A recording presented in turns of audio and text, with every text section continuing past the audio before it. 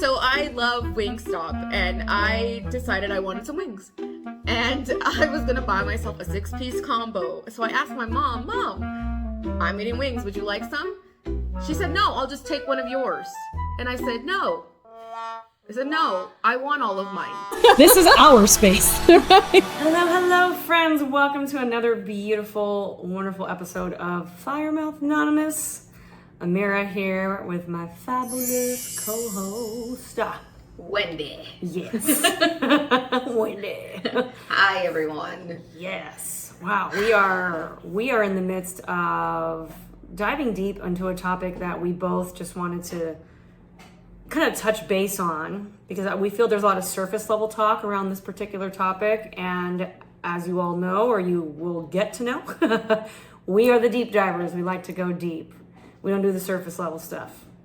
We touch on it briefly and then we're like, boom, let's dive into it. So actually, before we do that too, we would love for you all to subscribe. Please like this video, subscribe, let us know how you feel, what you think. You know, we're here for you, and please let us know if there's a specific topic that you'd like us to actually talk about too. Yes, so, please. Yes. Engagement. So, agreed. So, all right. So, Wendy, would you like to share the topic that we're going to talk about? Yes. Today's topic will be self-love. Yes. And what that means on a deeper level. So let's just go right on in. Yep. So as we were trying to figure out what we were going to talk about today, we were talking about, self-love and how in this society it's so, like I mentioned, surface level, like taking a bubble bath or buying yourself something nice, or you know what I'm saying? Like, and which is part of it. But when you start going down that path, you're going to be asked to go a little bit deeper with it. And the more you keep walking on that path, the deeper you're going to be called to expand on it. And what I mean by that is showing up for yourself in ways that you weren't taught how to do. Meaning boundaries, meaning forgiving yourself, showing up for yourself, allowing yourself to express yourself in a like a liberated, free way. I mean, it goes on and on and on. Like everything else, there's layers to everything. But I feel like it would be beneficial for us to talk about how we even got into that place of self-love, and then how we move through it. You know what I'm saying? Because everybody just talks about it, but nobody tells you how. You know what I mean? So, I feel like my journey with self-love really didn't start until I enrolled in my classes with Path of Ish. And one of the things that, like a package, like a care package that was sent to me, there was a bag and a tote, a candle, a notebook, and it all said radical self-love. Like, be ready for radical self-love. And I'm like, oh, that's cool. Not knowing what the F that meant. I didn't know it would turn me inside out, upside down. It's been a wild ride learning about what the heck it means for me to love myself in that way. You have to learn who you are first in order to be able to provide that love. You know what I'm saying? Like, how do I know that that actually equals self-love if I don't even know who I am? So it all started there for me, and really like allowing myself to be open to express myself to a group of strangers. Like deep things. So showing up for myself in that way is how it all started for me. Like, and I'd love to know about how you started. Like, what was it that made you scratch the surface of self-love, Amira? Well, first of all, thank you for sharing what became the stepping stone for you, and especially knowing that started in the midst of with a group of strangers. Like, wow, like what a kind of thrilling, adventurous, yet kind of scary way to do it. But again, as Scorpios, that's just kind of how we do as well. we just dive in. we dive in. So thank you for sharing about, how your path started. Actually for myself, as I was listening to your story, I think what I was realizing is I have always been that person that is so set on loving everyone else and giving that radical love to everyone else that when it finally came around to, well, you give so much of that love to all the people around you, do you give that same amount of love back to yourself? And I remember I had a friend ask me that. And I think that's actually what kind of started that stepping stone for me when I was asked by one of my best friends from like 10 years ago, where she's like, I see how much you love on other people. She's like, I hope you treat yourself in that same way. And it kind of made me step back for a minute and say, actually, I don't think I really treat myself that way, because for me, it felt like if I can love other people with that unconditional, radical, just raw love, then that is my way of loving on me. But she called me out on my shit. She's like, that's called bypassing. She's like, no, that's not how that works. I'm like, what? She's like, no. She's like, are you able to actually look at yourself in the mirror, give yourself this big hug and just say, I love you so much. Thank you, body. Thank you, heart. Thank you, mind. Like, I love you. Thank you. Thank you, spirit. Thank you, everything, for continuing to help me wake up every day and for really loving on yourself in that way. And as she was saying that, I was like, I'm getting uncomfortable. Yeah, I'm getting uncomfortable. Yeah. So it's like, ooh, there's clearly some work to do there. So I was like, all right. So that's how my journey started, with that friend kind of calling me out in the most loving, gentle, tender way. Yeah. Yeah, right on. And, yeah, that was great. Thank you, because even you sharing your story, I was feeling uncomfortable with you, when you were sharing that, because I started remembering when I was in that position. But what Amira went through is something that happened to me much later on my path. And I think you are the one that delivered that 2x4 to my face. Probably.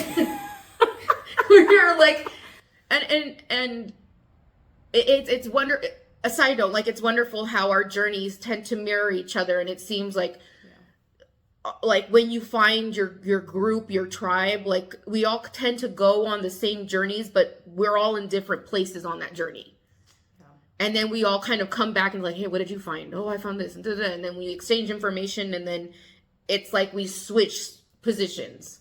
I love it. Yeah. It's helpful. It's helpful. It is. It's part of the adventure. And I feel, because especially as we come from some of those similar journeys or the parallels, we get to share those perspectives. And like you and I've talked about in previous episodes, we're mirroring each other. And it's like, all right, well, this was my perspective when I went through that same thing. Well, this was mine. Like, oh, interesting. I'm seeing it from this part of the mirror. You're seeing it from this side. And it's been really beautiful how it's just interwoven, and how you and I have been able to just kind of have those spiritual 2x4s to the face. And we're like, all right, cool. Thank you for that. I needed that. Yeah. Yeah. That's why thank you for sharing your story. Because it just reminded me of how, I've had, and I continue to go through this, I'm not going to lie. I've had a very difficult time accepting my body and what it looks like, and like physically. I'm always critiquing myself, a lot of self-hate when it comes to my body, and even when it comes to showing up for myself, because I feel like for me showing up for like just like you said, showing up for others was a form of love for myself, right. Where I'm like, honestly, like, and I'm just gonna, like, it was just gonna come out. It's like, I don't need to love myself because I'm loving everybody else. Yep. Yeah. Why do I need to love myself? Because I'm like, if I can show you that I love you, then why do I need to do that for myself?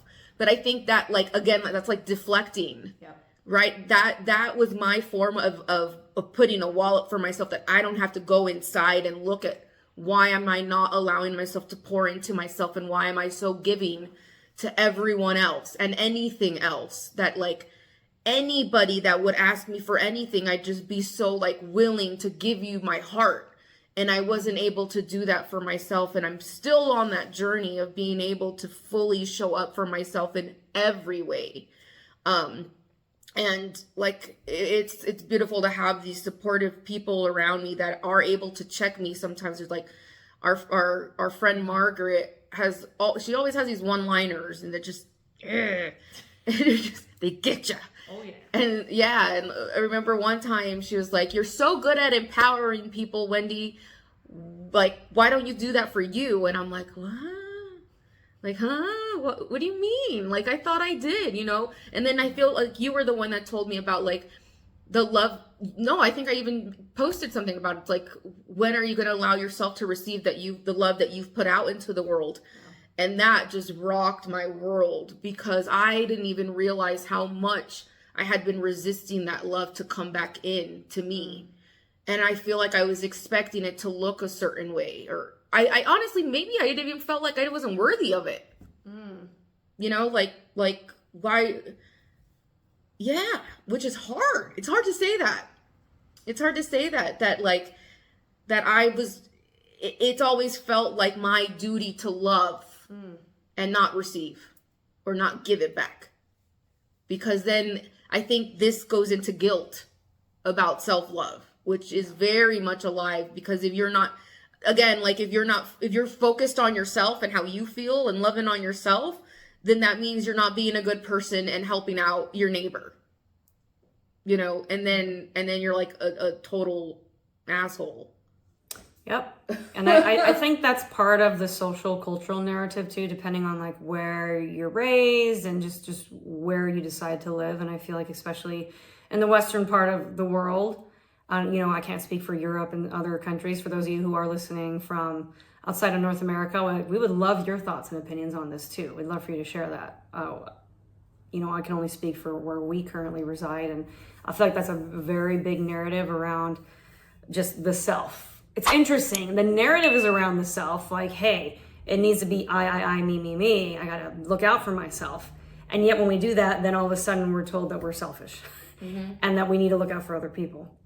So then we get in that mindset of like, okay, I'm gonna just love on everyone else, make sure everyone else is good, and as long as everyone else is doing fine, then I'll be fine. When the reality of the situation is actually I'm not okay, because I haven't really poured any of that back into myself, because I've just been doing nothing but giving and giving and giving. And yes, it can be seen as such a selfless and noble act, but again, I feel from a contextual standpoint, it's like, where's the root of that? Where's that coming from? And if that's something that was stemming from, well, I've just been taught and told my entire life that I just gotta give. And it's like, I don't need to receive anything. No, why?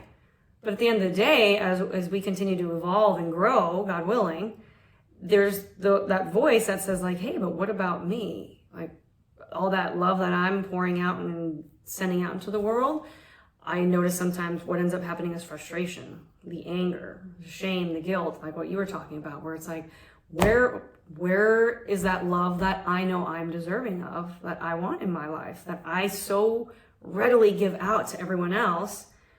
Where is mine? Where is mine? I want that same depth of love and that rawness and the beauty of that to come back to me too.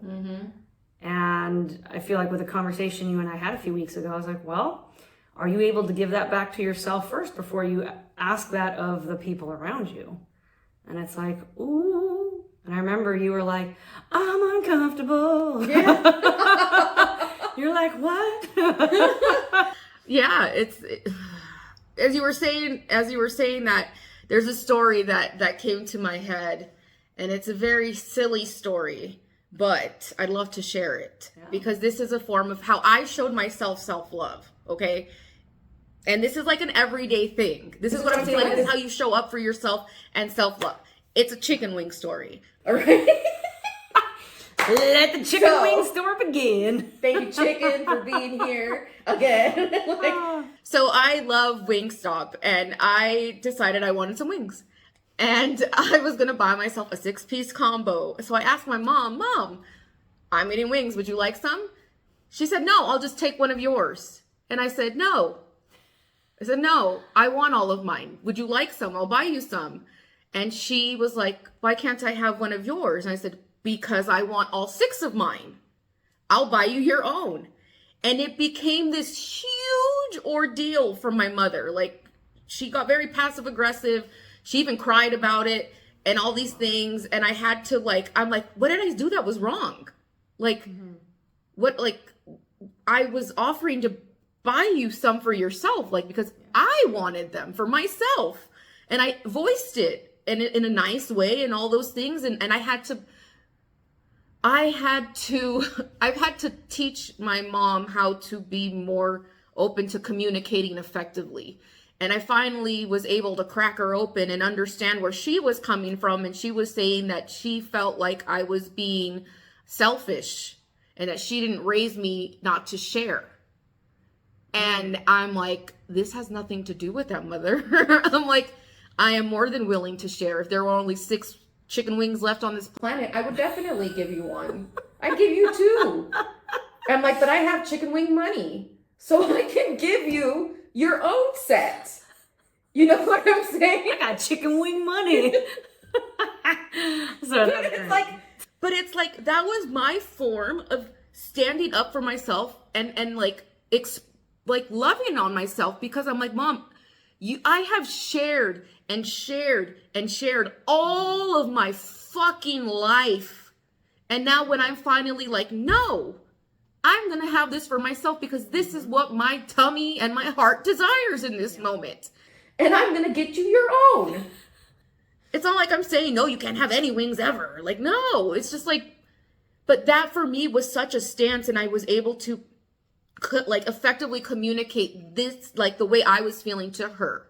You know, I'm like, Mom, this is my way of standing up for myself and showing that I'm worth those 6 wings. And she understood. After that, she was like, okay, like, I get it, whatever. And I'm like, oh. But that whole it was such a little thing, but it was such a big lesson, I feel like, for both of us on how to show up for yourself and how to speak up for yourself and not be afraid. You might hurt people's feelings because they're so used to you being this one way and being so like just giving with no restrictions, with no boundaries. And I feel like I'll say it again, like, I feel like boundaries are such an amazing form of self-love. And in that moment, I was able to effectively put up a boundary I feel like my mom's always, like, I'm like, so sorry, you've always been my trigger. Like, she's always been on the receiving end a lot, but it triggered me to show up for myself and stand up for myself in that way. So you're always giving these little instances where you can say no, and you can say, but I don't want to, or, you know what I'm saying? Like, but that's my chicken wing story. I'm just I'm forever from this point moving forward, random points, whenever I see them, it's gonna be like, chicken wing money. I got chicken wing money. That's great. That's great. I love it. I just love it. I could see the whole visual of you and your mom, and you're just like, but these are mine. Yeah. And I'm offering to buy you your own. Yeah. Like, this is mine. And it's difficult, it's difficult coming from a Mexican household to stand up to your parents. Woo. Like, that is like kind of unheard of. Like, I've always kind of been the black sheep and gone the other way of the norm, but that for me was such a line in the sand of like, no. You know what I'm saying? I feel like that was a big step forward on that path of honoring who I am and what I want. Through the form of chicken wings. I love it.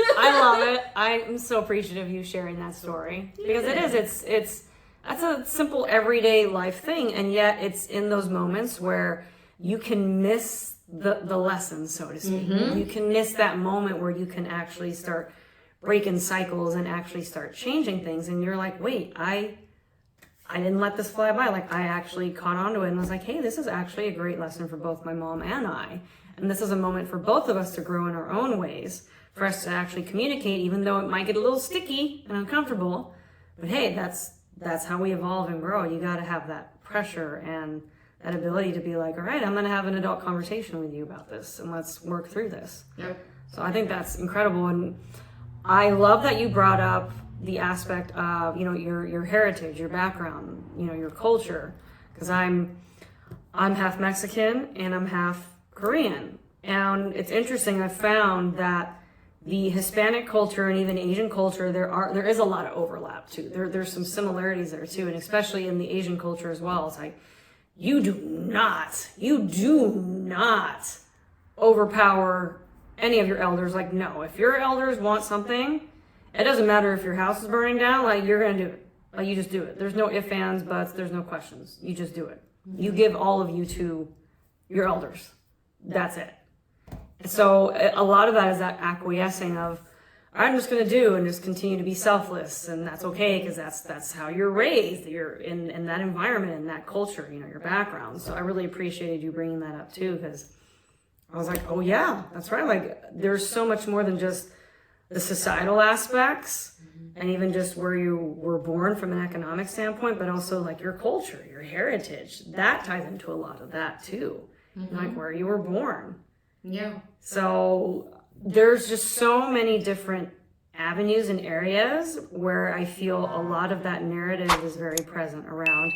You just got to keep giving of yourself. And if you get stuff back for you eventually, that's cool. It's great, but that's not important because you just got to give to everybody else. So hence why us really talking and doing the deeper dive into self-love, about it being more than just treating yourself to massages or the spa days or taking a hike out in nature, which, as Wendy mentioned in the very beginning, that's still very much a part of it. That's still very much important. Yeah, that's great.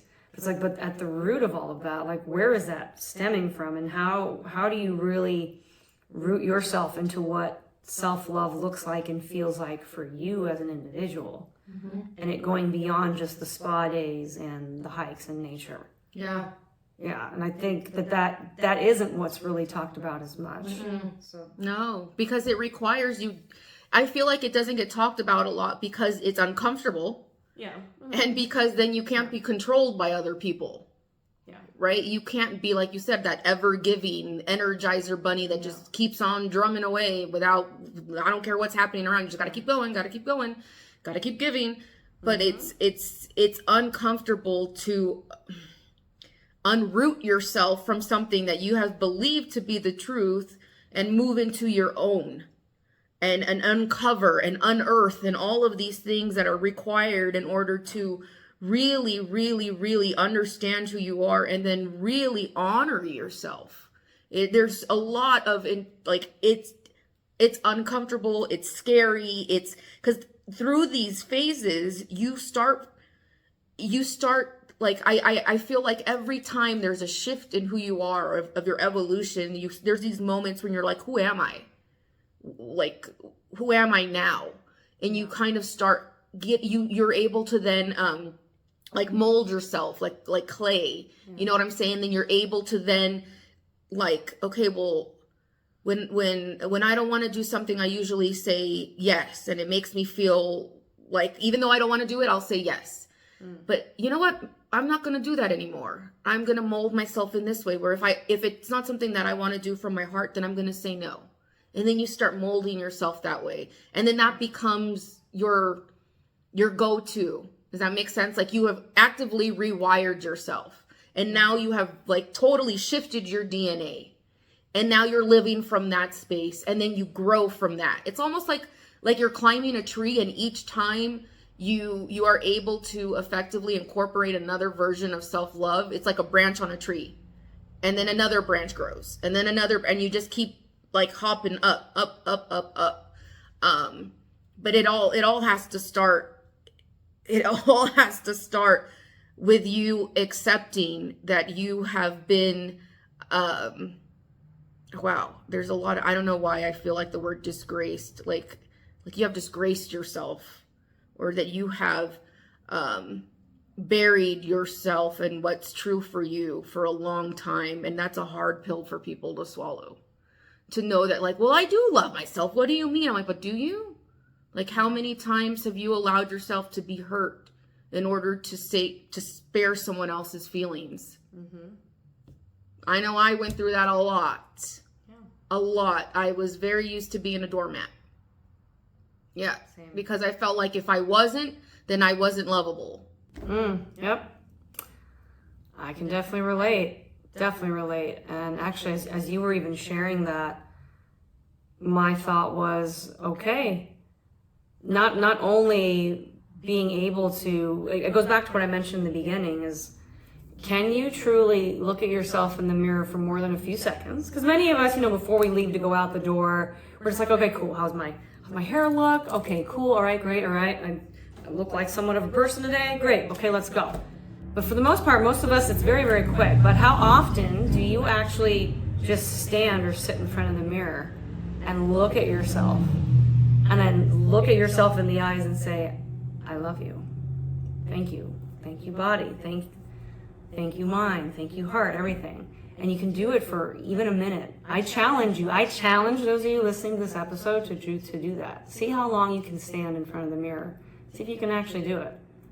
And if that's not something you've ever done, other than just like a quick, all right, cool, I look like a person, it's gonna be uncomfortable. And you're gonna be like, oh, there's stuff coming up. And if that is happening, please know that's very normal, especially if you're not used to that. But know that there might be some work to do in there.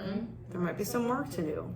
Yeah. Around that. I actually had a session with someone yesterday at the event I was doing, and we actually talked about this very thing, where I'm like, you are being asked to now expand yourself to, again, all the love that you've been giving everybody else and showing up for everybody else, it needs to come into you, but you have to allow yourself to cry, and you have to allow yourself to show up for yourself. And exactly what you're saying, mirror work is what it's called. Mirror work is when you look at yourself in the mirror and you actively talk to yourself in a loving way. And I suggested to this woman, I'm like, go home and look at yourself in the mirror, in the eyes, and tell yourself, I love you. I love you for everything you've been through. I love you for everything that you've held for other people, and just let it go. And if you start crying, then let it go, and don't judge yourself. Don't judge yourself, people. And don't close the doors. Don't build a dam to hold back all those emotions. Allowing yourself to effectively express your emotions is a form of self-love. 1,000,000%. You keeping it inside is not helping you, and it's not helping anybody else. All you're doing is literally causing it to sit inside of you, to fester, and at some point it'll come out as a disease or a pain or some crazy tower moment situation that's going to leave you super uncomfortable. So it's honoring what you're feeling, and then honoring to express it in a healthy way. And like Amira said, looking at yourself in the mirror, I don't even, when I first tried doing mirror work, it was very uncomfortable. Oh, yeah. And it was because once you start looking at yourself in the eyes, it's they always say the eyes are the portal to the soul, right? And I feel like it's true. You can literally see yourself in all of the different moments in your life that were so painful, and are just they're asking for you to witness them and to just to sit with them. That is another form of self-love. Yeah. Allowing yourself to fall apart is a form of self-love. You're allowed to fall apart. You're allowed to feel like shit. You're allowed to feel like it's too much. And you're allowed to take a step back and to analyze everything that's making you feel this way, and to then rearrange things or throw things out. It's your story. But how do you want to live that story? If you're the main character and the villain, and you know what I'm saying? You gotta, if you're the main character, that's that Denzel main character energy. That's what I'm saying. That's what I'm saying. Many of us aren't even main characters in our own story, though. Many of us are the supporting role or the villain. And I think that's part of the self-love is we're so busy either being the villain or being the supporting role or even being like a background actor where we're in our own story for 3 seconds. And I'm like, whoa, yo, this is your story. How come you only in here for like 3 seconds, fool? Like, what's going on? Yeah. Like, no. So I love that you put a title to it. It's mirror work. And even for those who, those of you who are curious and interested and you want to give this a try, even if right now saying the big L word, even if that feels a little scary, even if you even just say I like you to yourself in the mirror, because even that can feel like a lot for some people. Yeah. Or like, I don't even know if I can say I like me. Can you even look at yourself in the mirror and say I like you? And even taking a moment to say one positive thing about yourself as you look in the mirror, it's like, you know what, I like what we're wearing today. Or I like how my hair looks today. Yeah. Like, you know what? Yeah, like my face is actually facing today. Yeah. What's coming up for me is the first time I sat with ayahuasca, part of that journey was repeating over and over and over again, I forgive myself. I forgive myself. I forgive myself.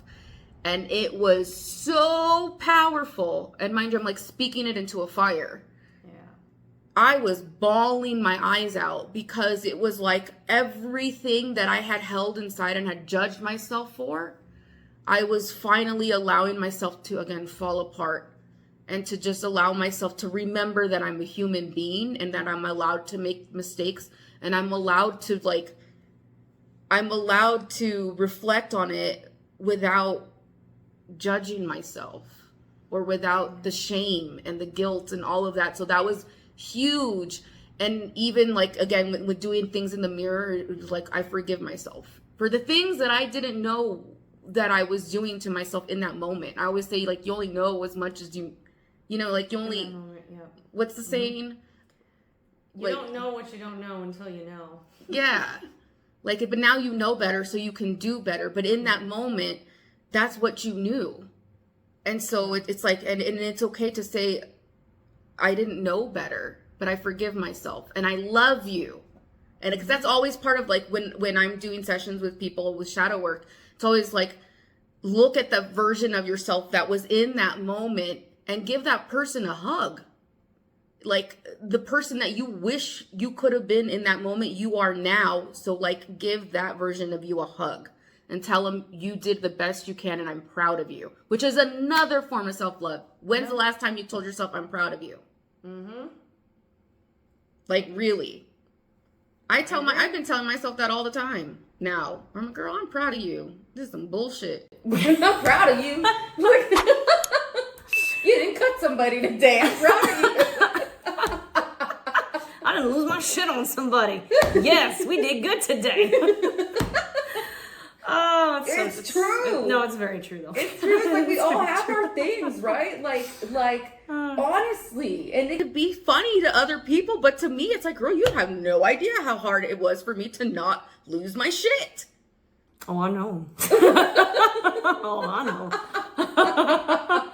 I feel that. It's like, when's the last time you did that for yourself? Because if you're waiting for someone else to tell you, you may never hear it. Mm-hmm.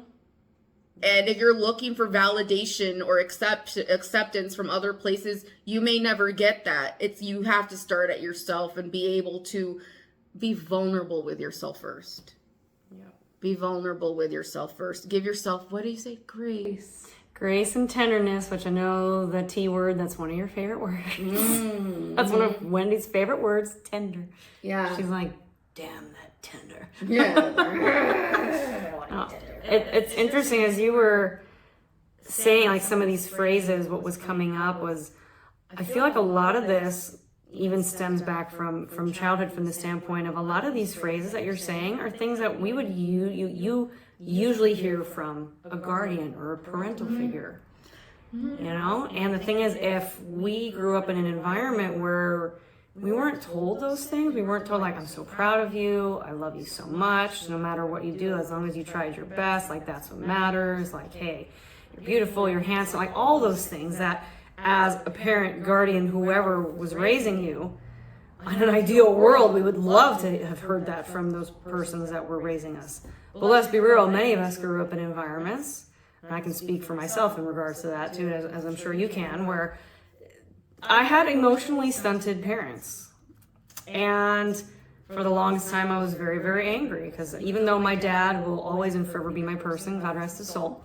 What's up, Dad? I know you in the ether, but you know, it's just, there was a lot of emotional stuntedness there, where the only way he could emote was through alcohol, and then when things did come out, it was very abusive, and it was very scary as a young child experiencing things of that nature. So I only experienced that sense of love when it was through a vice of that kind. And same with my mom, where she tends to be more standoffish, but part of that is a cultural thing. There's some other things involved in that too. So I had both of these parents that they weren't very touchy-feely. They weren't about the hugs. They weren't about saying like, so proud of you, kid, and you're so beautiful, all those things. I would only really hear that from friends eventually once I grew up, but that was something that I had to learn how to tell myself. So I love that you brought that up, Wendy, that at some point, those things are things that we probably wish we would have heard from the people who were raising us. And at this point, it's like, you might never hear that from those persons. And so the only person that you're around 24/7, 365 is you. So why not be able to say that and give that back to yourself, to be able to tell yourself, I'm so freaking proud of you. I love you. You know, like, hey, we did the best that we could in that situation, and we gave it our all, and it turned out however it was supposed to, but you know what? We gave it our all, and that's what matters. I'm like, you're incredible, you're beautiful inside and out, all those things. And that's really at the root of what we're talking about in this episode is, you know, what that looks like for each of us. And so like those phrases you were mentioning, I was like, oof, yeah. No, what's coming up right now is, so like, my father passed away too in 2012, and I never heard him ever say he was proud of me. And the only time was a stranger. Okay, get this. It had already been like years that my dad had passed away, and I was hanging out with some people, and a freaking stranger's like, oh, you're Wendy. Your dad worked, you know, at my house doing glass and this and that and the other. And I was like, yeah. He's like, he always said he was so proud of you when you moved to Hawaii.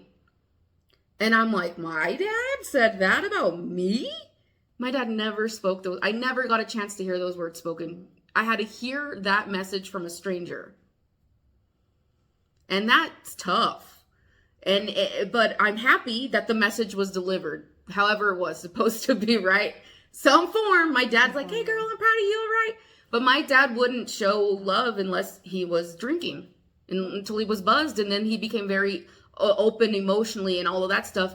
But he was he's Mexican, raised in a Mexican household without a father, with a mother who was like his mom would go to the United States and take care of other people's kids, and then go take care of her kids on the weekends. And he didn't know what love looked like. He didn't know how to show that and express it. But I feel like in a lot of ways, people like us on this journey have had to raise ourselves emotionally. And we've had to then show others how to do it as well. Like it's like a game of tag or something. We're like, okay, this is how you do it. Bing. And I feel like that's what we're doing now. Being able to talk about this on this episode.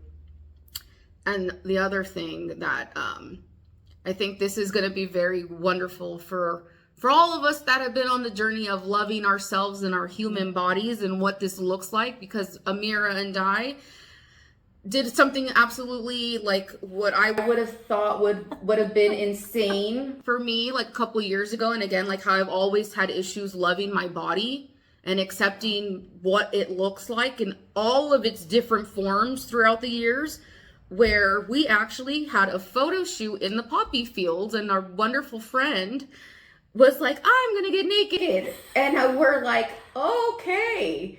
And then for me, that's a big fucking deal. I don't do that. That is like mind you, like I'll look in the mirror and I'm like, I'll always nitpick things of like, I could get, you know, this and this. But I'm like, you know what? I'm going to do it. And I don't care. And so we did it.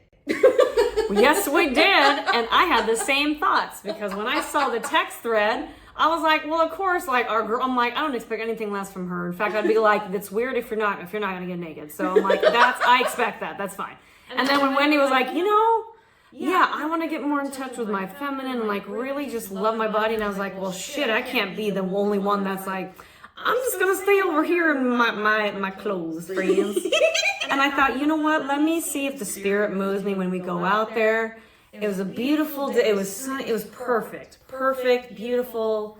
And where we went, they're like the poppies are blooming now in season, and so you see those beautiful orange flowers. We go out there. We found the perfect spot, and our girlfriend, she's already like throwing off her clothes. I'm like, all right, we're heading right in. Yeah. And I see like Wendy, she's following suit, and I'm like,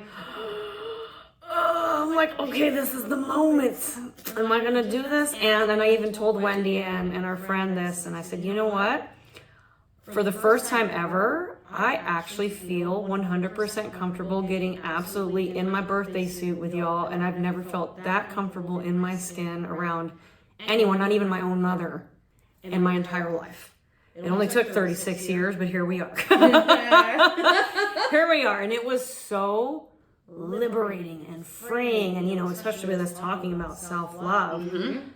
I was like, wow, like this is how it should be, like for us to feel so free and not be so nitpicky about like, well, I wish this was lifted higher or this was more toned or this or that. I was like, you know what, I'm just gonna love on me and be like, thank you body, like wow, I get to just be in this and be free, and like, wow, it was such a liberating experience. Yeah, I agree.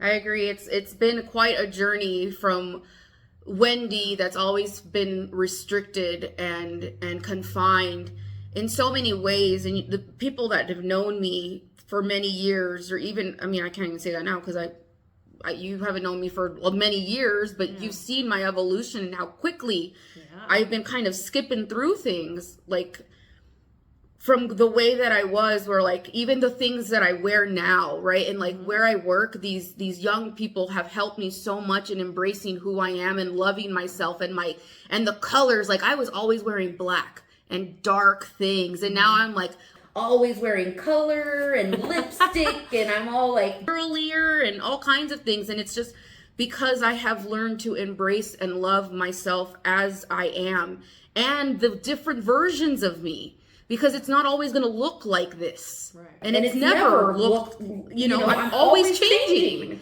And to the point that I felt so good and so in love with the version of me that showed up that day and you know what I'm saying? Like, it wasn't even that, I'm going to be naked in front of my friends and this and that. Like, even you guys were so uplifting, and it was just such a beautiful experience to be there with people that are supportive and that love you. But to be able to show up for yourself in that way without judgment and just like going with it, like the wind was blowing and we're having like Beyonce moments with the wind, and it was just like, yes, girl, like it was perfect. It was so perfect. It was wonderful. It was perfect. But that was I feel like part of us loving ourselves and how we are, or how we were in that moment. And it was a beautiful thing to be able to allow myself to do. So I thank you to my girlfriends for being there and witnessing me and holding space for me in that place, because that was a very vulnerable place to be. Girl, me too. I was like, I don't know, I've never done this. Like, I would get uncomfortable even just changing in like the locker rooms in middle school, because I was always like, I still have the body of like a prepubescent 12-year-old boy. I'm like, I don't know. Everyone else is like blooming, and I'm like, all right, cool. Yeah. I'm just that Shakira song, I'm like, all right, it's cool. At least you won't confuse me with a mountain. So that would be the only thing that would help me ever feel better, is just that Shakira song. I'd be like, well, I'll never get confused with a mountain, so, Yeah. And here we were. Yeah. And so thank you for witnessing me as well through that, because that was also very vulnerable for me to be in that position. And now I'm over here like, I just want to be naked everywhere. Like, I feel free. Like, I am woman. Like, yeah.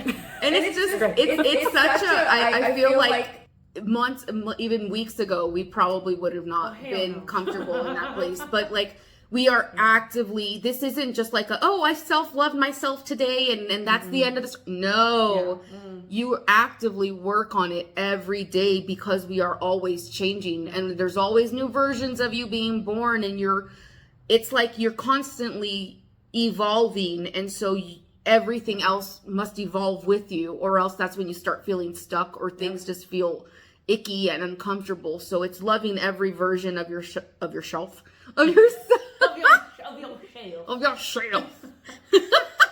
Yeah. Even the one that can't speak correctly. I love But it. like allowing yourself to just have fun and honoring who you are. And I think the last thing I want to say is being able to uphold boundaries for yourself is such a form of self-love. Being able to tell people no, being able to draw lines in the sand and say, you don't get to treat me this way anymore because I know my worth and I know what I deserve and I don't accept crumbs anymore. That was a big one for me. Big one. Being able to acknowledge the fact that I had been allowing people to give me crumbs because I didn't know my worth. I didn't accept my worth, I'm going to say.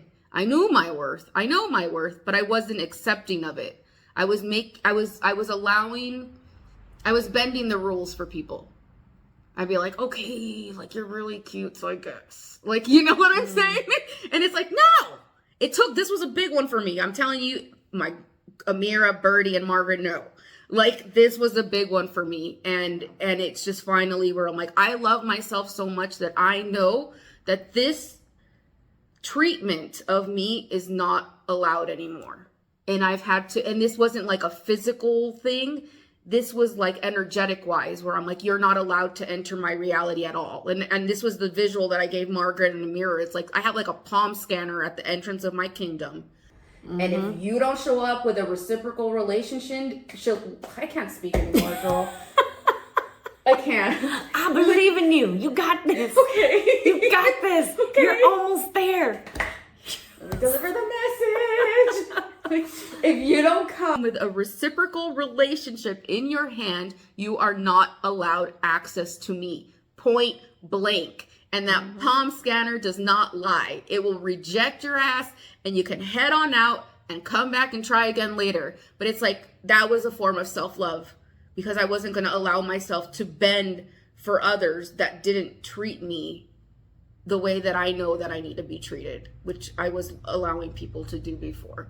So that was huge. So thank you guys for witnessing me on that, because that's definitely a big deal, I think, for people, which is like a whole nother episode of like putting up boundaries. But yeah, that's a form of self-love. No, and I feel like you've come full circle with that, because I know that was something that you were literally circling around a bit, and we were like, girl, what you doing? Like, stop it with that shit. Like, don't. And so the fact that you're like, okay, no, like I am now really firm in this. Like, this is not shifting. Like it will evolve over time, but I'm not going to go back to where I was. Right. And I love that. I love that for you. And I'm thinking about, you know, what my full circle moment is, you know, as we've been talking, you know, throughout this entire episode as well. And I think for myself, it comes back to, I can tell when I start going back into those default modes of like, well, let me just keep doing the people pleasing, and, you know, as long as everyone else is happy. And then by the grace of God, thank Jesus, you know, that higher evolved little voice comes in and says, listen, bitch, no, are you tired? Are you doing this just to like get the love from everyone else? And again, like, no, how are you bringing that love back to you? If you're tired, it's okay to let people know, like, you don't have the energy for it today. You know, and that ties into the boundary thing too, where it's like, I don't have the energy for it today. You don't have to go and be rude about it and yell in the person's face. You can just say, hey, I just don't have the energy for it today. It's just not here. Sorry, not gonna happen.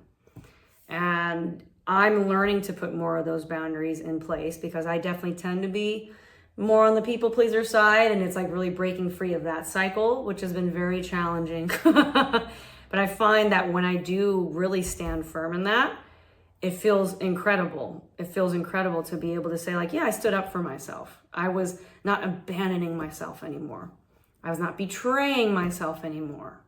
by allowing myself to be that doormat, like what you had mentioned earlier too, where I'm like, no, I am the door and I am the window. And you can maybe knock on the door, knock on the window, but that doesn't mean I'm going to necessarily open it. I'll open it when I'm ready, or if I'm ever ready. And you might be able to see what's going on, because I'm not going to put up a wall. It's just a door or a window. And I'll be like, cool. Someone's either home or they're not home. But you got to deal with it either way. And I'm okay with that. So I've really loved that that's been the full circle moment for me, and really being able to have that analogy, because then when I have that visual, that helps me. Having that visual of like, nope, I'm that door or that window, and it's like, not today. Yeah. The shop is closed. Yeah. Shop is closed. The window shades are down.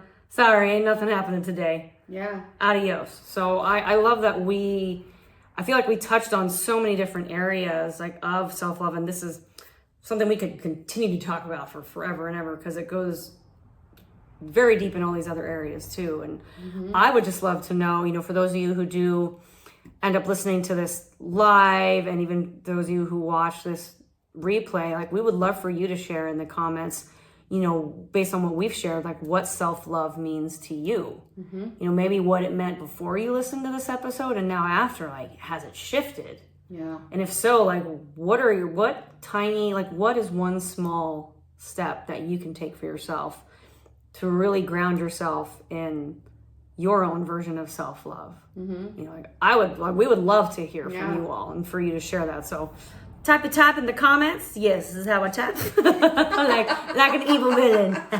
Like tap in the comments. Let us know. Because we would love to hear from you all. That's what we're here for. Or even, if you have questions like how to move forward, or, I think a lot of people feel stuck sometimes, not knowing how to navigate through these things. And that's totally fine, because again, we weren't taught how to do this.